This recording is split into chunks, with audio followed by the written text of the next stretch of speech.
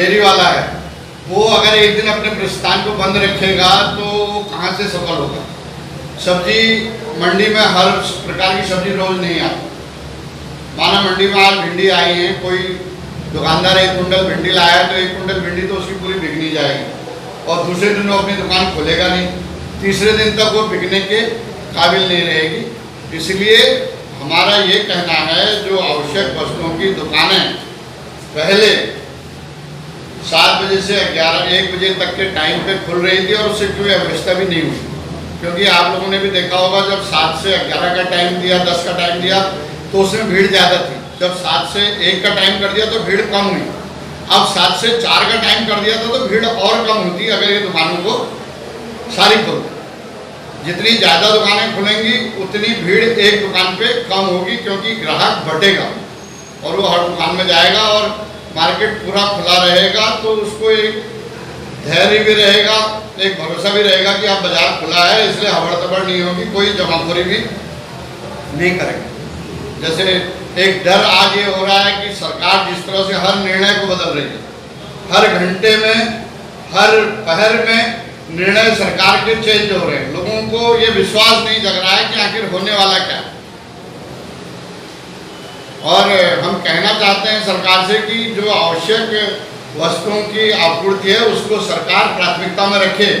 क्या कारण है कि सरकार शराब की तो सारी दुकानों को इकट्ठे खोल दे रही है और सब्जी, फल, दूध और राशन की दुकानों को खोलने में इनको दिक्कत हो रही है, उसमें इनको सोशल डिस्टेंस का दिखाई दे रहा है, जबकि शराब की दुकानों में 1.5 किलोमीटर तक की लाइनें जो हैं मीडिया वालों ने कल दिखाई हैं। तो इसलिए सरकार को संवेदनशील होना चाहिए और इस महामारी से लड़ने के लिए, जैसा कांग्रेस ने हर समय कहा है, हम अब भी कह रहे हैं कि हम सरकार के निर्णय के साथ हैं, सरकार को सकारात्मक सहयोग देने को तैयार हैं। लेकिन कोरोना के इस महामारी में सरकार को सोच समझ करके निर्णय लेने चाहिए। व्यापार मंडल हैं, नगर पालिकाएँ हैं, ग्राम पंचायतें हैं, विधानसभाएं हैं, लोकसभाएं हैं, दूसरे कई सारे संगठन हैं, उन सबसे सरकार संवाद स्थापित करे और मीडिया के लोगों के पास अधिकांश जानकारियां आजकल होती हैं, उनसे संवाद स्थापित करे, तब कोई निर्णय ले। रोल बैक सरकार के तौर पे जो हमारी छवि बन रही है खासतौर पर उत्तराखंड की, वो उत्तराखंड के लिए चिंता का विषय है। ऐसा नहीं होना चाहिए। सरकार में बैठे हुए लोगों को, शासन प्रशासन में बैठे हुए लोगों को उपहास का पात्र नहीं बनना चाहिए, उनके निर्णयों में गंभीरता आनी चाहिए और जिस निर्णय को लागू करें तो उससे लगना चाहिए कि वो उन्होंने ये निर्णय सोच समझ करके लिए हैं, जनता के व्यापक हित में लिए हैं, ये नहीं कि किसी को किधर को भी हानि हो। मेरे संज्ञान में आया है कि रामनगर में कुछ खच्चर वालों को क्वारंटाइन किया गया है और जिनकी अवधि कोई बताने को तैयार नहीं।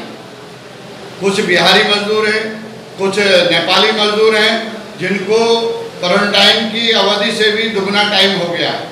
सरकार उस जनशक्ति का उपयोग करे, जो काम करना चाहता है उसको कहीं पर काम में लगाए और जो घर जाना चाहता है उसके घर जाने की व्यवस्था करे।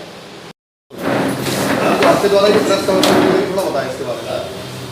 देखिए, केंद्र सरकार जिस तरह से प्रवासी कामगारों, मजदूरों को लाने में हिला हवाली कर रही है, कभी किराया देंगे, कभी नहीं देंगे, कभी व्यवस्था करेंगे, कभी नहीं करेंगे का खेल खेल रही है। उस पर कल कांग्रेस की राष्ट्रीय अध्यक्षा सोनिया गांधी जी ने कहा है कि कांग्रेस पार्टी की सभी प्रदेश इकाइयाँ अपने प्रदेश के कामगारों, मजदूरों, प्रवासियों को उनके घर तक लाने का काम करेंगी। तो हम राष्ट्रीय अध्यक्षा जी को एक तो धन्यवाद देते हैं, दूसरा उनके निर्णय के प्रति अपनी सेवाओं को समर्पित करते हैं और प्रदेश के प्रवासी भाइयों को विश्वास दिलाते हैं कि अगर ये सरकार उनको लाने की व्यवस्था नहीं करेगी तो कांग्रेस उन सभी को लाने की व्यवस्था करेगी।